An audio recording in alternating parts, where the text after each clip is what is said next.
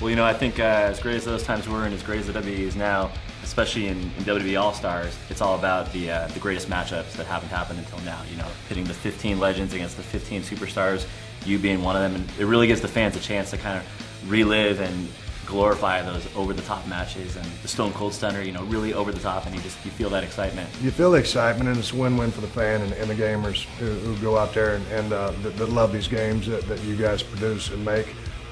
You know, the matchups which never got a chance to happen, and all of a sudden, you know, there you are living vicariously through these two figures as you put them through the paces, and who knows what's going to happen. But I think, yeah, if you could ever go back in time and assemble a card of some of the potential matchups which happened in WWE, what's it, Legends? Yeah, WWE All Stars. WWE All Stars. I screw that up every time. Doesn't matter. Been hitting the head with too many steel chairs. We'll beep it out. Yeah, but you know, what a great game. What a great concept.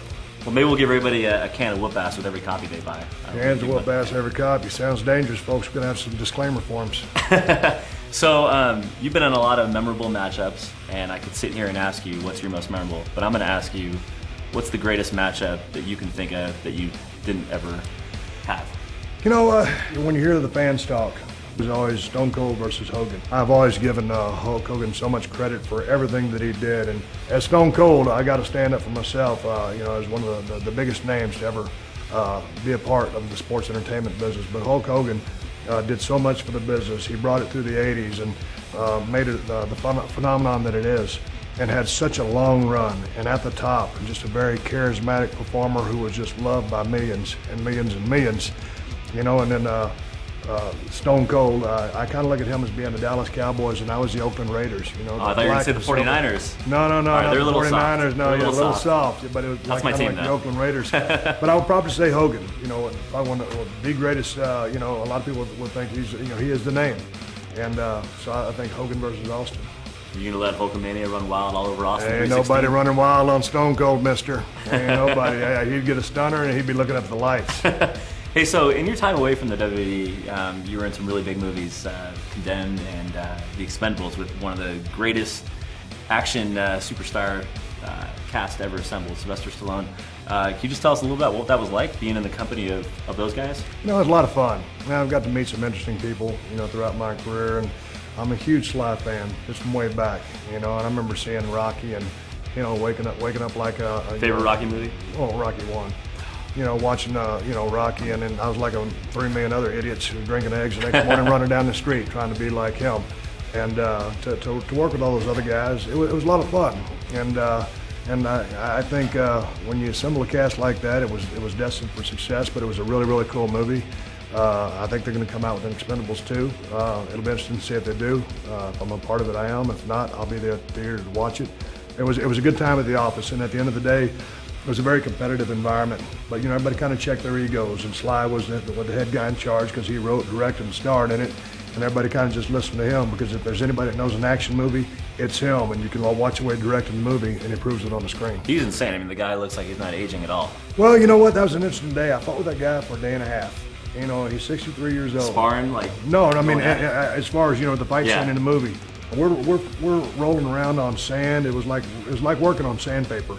We're getting all cut and, you know, we're getting all cut and scratched up, and, you know, I'm thinking, okay, this is one thing for me because I'm used to this kind of stuff. But Sly, you know, you think, okay, here's this movie star. The guy's tough as nails, and I allegedly broke his neck in the fight scene as well. I kind of maybe cracked his neck or something like that, a vertebrae there. But I never heard the guy complain one time. And so if I'll ever put my stamp on anybody for being a tough guy, I will say Sly is one tough guy. So you could take Sly out in the ring? Oh, hell yeah. I'm giving him credit, but I mean, if he's going to step in my world, Stone Cold rules that world, and that's the bottom line. Everybody knows that. Yeah, damn straight on that one. Can you give us a little tease at what the future of Steve Austin has ahead of us? Man, I'm looking forward to, right now, I'm right in the middle of a Tough Enough cycle. Yep. And man, hopefully we get picked up and this thing continues, because when I got approached with this project, I was interested and intrigued by it. I knew I would have fun. It turns out I'm having a damn blast. So I hope to continue with the Tough Enough thing. Starting in mid-April, going to Vancouver to film a movie called Recoil, a cool vigilante type movie where I get to smoke a lot of people and kick some ass.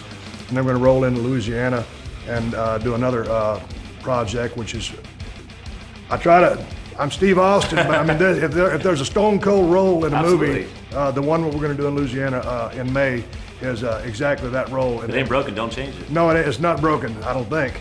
But but it's probably my favorite script that I've read so far. It's going to deliver the ass kicking my fan base expects from me.